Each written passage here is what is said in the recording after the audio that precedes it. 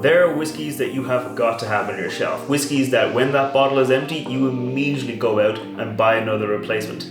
Then there's the other whiskies. Whiskies where when that bottle runs out, you're not going to rush out to buy a replacement. I'm Matt, I'm the whiskey nerd, and I'm going to be telling you about 5 of those kind of bottles. Bottles which were a letdown, bottles which were a disappointment, and bottles which I will not be going out to replace, so hopefully I can prevent you from making that same mistake. So while I go through those bottles, have a think to yourself and let me know down in the comments below what 5 bottles you wouldn't be replacing, what 5 bottles have no place on your shelf, and hopefully you can help prevent somebody else from making the same mistake. First up for me, it's Basil Hayden's Bourbon. This is a bourbon that I had seen around a lot. It's got a very distinctive, kind of snazzy looking bottle, but it's just something about it I just didn't really like. When I reviewed it, I just said it felt a bit like watered down. It just felt there was something missing in this bourbon. It comes in at 40% ABV, so maybe that's the problem. Maybe it's just too low down in proof to carry enough flavor. It's also kind of an expensive bottle, so that's why I'm glad I only got the half-size bottle so that I could try it out, so I could see for myself, and then I probably won't be replacing it. Now, there is probably a place for this whiskey on some people's shelves. Maybe if you're a beginner, maybe if you're just getting used to whiskey, you don't really have that palate for the higher proofs, maybe you'd like this, but for me, it was a bit of a disappointment, and when this bottle runs out, I probably won't be replacing it.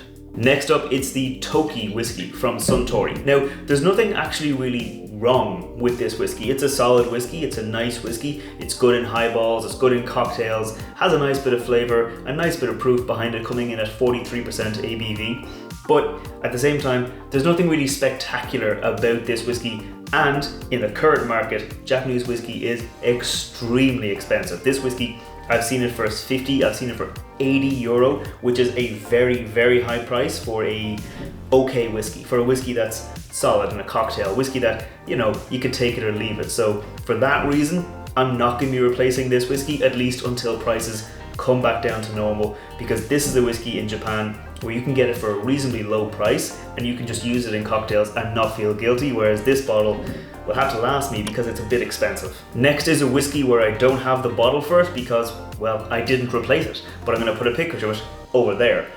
Buffalo Trace, specifically the Buffalo Trace they sell in Ireland, which comes in at 40% ABV instead of the normal 45% ABV. I mean, Buffalo Trace, it's not a cheap whiskey. I've seen it's getting very hard to find it in America. It's not the easiest to find in Ireland, but I can find it in a few different shops. But at the price it's at 40% ABV, I'm not going to be rushing out to buy another bottle of it. Now, I might, if I can find it on the continent, if I can find it in America, if I can find it in Europe at a higher proof, at that 45% proof, I might try it out. I might get another bottle just to try it out, just to see if there's a difference of it. But right now, at 40% ABV, I'm not going to be going out to replace that whiskey at that price. Next up, it's a twofer. It's the Glengarriff series from West Cork. Now, West Cork are a distillery I kind of like. I kind of enjoy the whiskies they're putting out, but these ones did not work for me. So in this experimental bottling, what they're trying to do is get smoke into a whiskey in a different way. So rather than smoking the grains like you would normally do, they smoked the barrels. So they used peat and bog oak to smoke and to char the inside of a barrel before they put the whiskey into it, hoping that that would give it some nice smoky flavors. And it did give it the smoke, but in a bad way. To me, the smoke came through as char, as acrid. It was very harsh and not really appealing, not like that soft kind of peaty hug you get with a peated whiskey. It was just much more harsh and not really enjoyable. These were the closest I came to actually just pouring out a whiskey and throwing it away. I just couldn't bring myself to throw away a whiskey though, so I kept them. And whenever someone comes over and they ask, oh, have you got a weird whiskey? Have you got something different? These are the ones I bring out because they're definitely weird, they're definitely different, but I just won't be replacing them.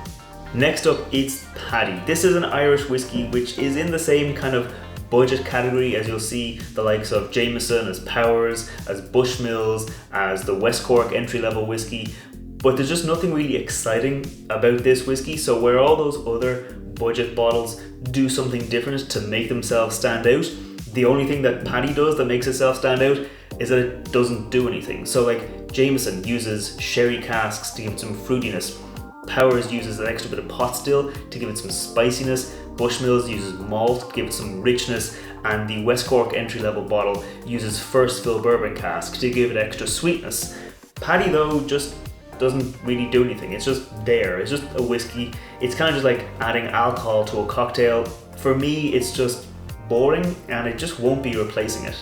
So there you have it, 5 whiskies or maybe 6 whiskies which I will not be replacing when their bottles are empty, but maybe you've got different picks. Make sure to let me know down in the comments below what you would put on a list of whiskies which you will not be replacing. And if you're new here, you might as well hit that thumbs up button, hit that subscribe button. I put out whiskey reviews on Wednesdays, I put out cocktail videos on Fridays, and I put out kind of interesting videos like this every so often on a Monday. So if you want to see more, make sure you hit subscribe, and I'll see you next time. Sláinte.